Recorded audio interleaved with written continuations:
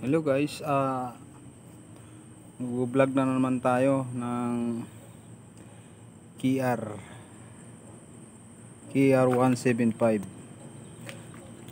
Kakabitan ko to ng alarm guys. Bali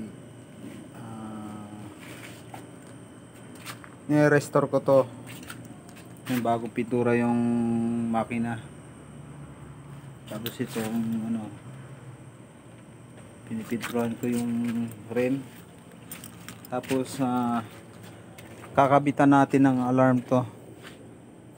Ganito, tuturo ko sa inyo kung paano magkabit ng alarm.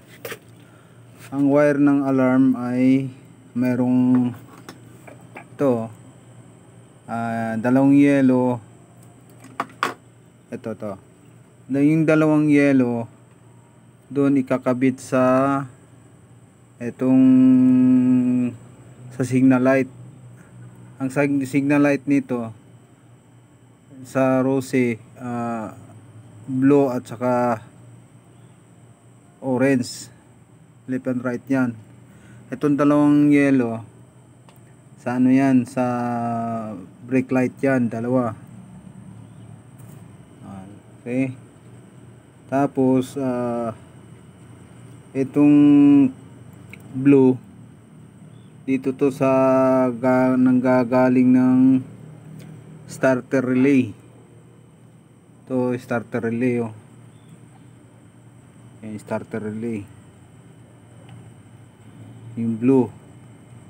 Yung orange ano yan, sa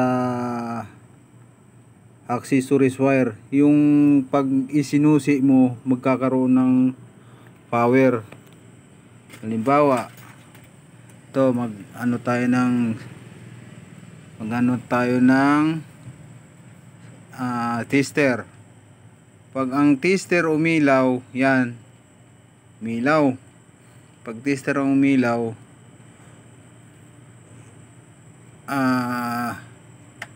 okay na yan. Pag nung check ka ng accessories wire, ito, ayan, umilaw, di ba? Umilaw.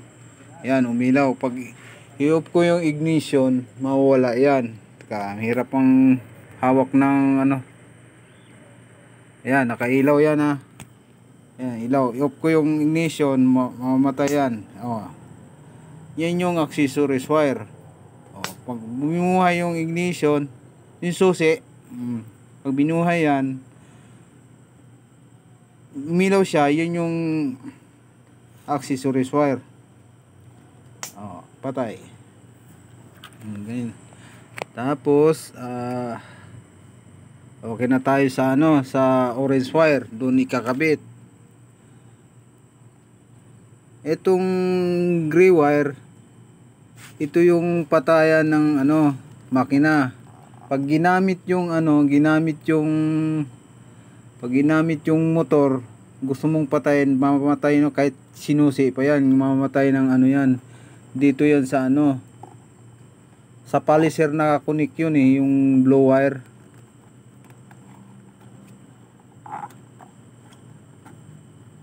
Blue wire ang kinukunikan nito.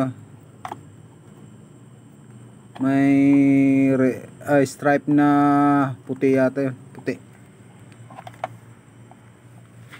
Mahirap na kalasin. Mahirap na. Ayun.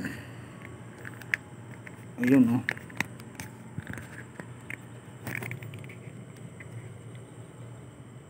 hanapin mo na lang yun dito. Blue wire. Diyan nakakunik yan. Kapatayan yan. Tapos itong red, yung red dito sa positive, yung black dito sa ground, ang negative ng battery. Itong pink wire, wala na to siya, cancel to kasi battery operated naman to.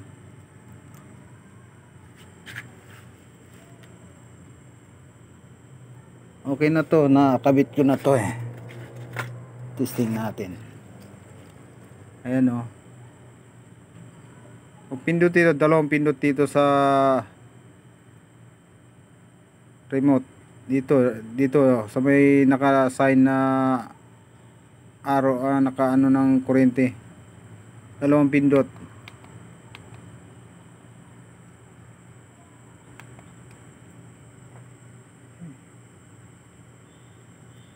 Nagalaw. Ayaw. Hindi na kakabit. Sorry guys. Nalilito ako. Hindi pa pala nakakabit. Kabit muna natin.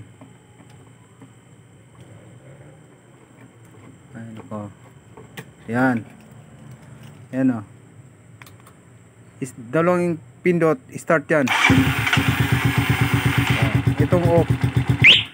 Yan off. Pag sinusi dito, sinusian dito. Tapos kahit paanda rin yan, pwedeng patayin yan. Ayan o, start. Patayin. Papatayin na. Dito pipindutin sa ano. Pwedeng dito sa direktang lock.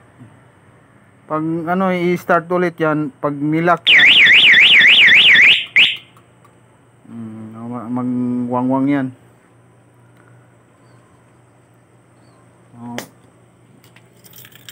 Okay na guys. Ayan o. Natutunan ko rin to sa mga ano, sa mga vlogger. First time kong makakabit ng alarm na ganito. Iyan, pinakabit ko lang yun sa mga ano, sa mga technician. Ngayon, medyo natututo na ako. Baka makapagkabit na ako ng ibang motor kasi na-actual ko na ang kabit na-actual ko na. So ganun lang gagawin guys. Yan, yung pula doon sa positive, yung itim sa ground.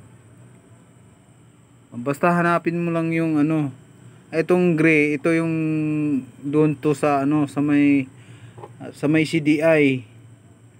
Hanapin mo na lang doon, piliin mo na lang yun, yung dalawang blue, yung green yan, ground yan depende sa motor nyo kasi bawat motor iba-iba ang ano nyan, iba-iba ang color coding ng wire. So pag China bike, yung mga China halos parehas lang ang color coding yan. Rosy, yung ibang Skygo, parehas lang yan. Itong ganito PMR, halos parehas lang yan. Yung ibang motor lang magkaiba ang accessories. Sa ano yata, sa Suzuki, orange ang accessories nila, orange wire ang accessories wire nila. Depende yan sa motor. Kaya pag ano, alamin mo kung anong accessories, makita naman yun, matisting mo naman sa tester kung anong accessories wire. Ganun na, ano mo, ititester mo lang. Ayan o, kung umilaw maghanap ka na lang na ano, i-on mo yung ignition mo, tapos testing ka. Pag umilaw, yun yung accessories wire nyo. Ayan. Okay guys, thank you. Hanggang dito na lang ang tutorial ko guys.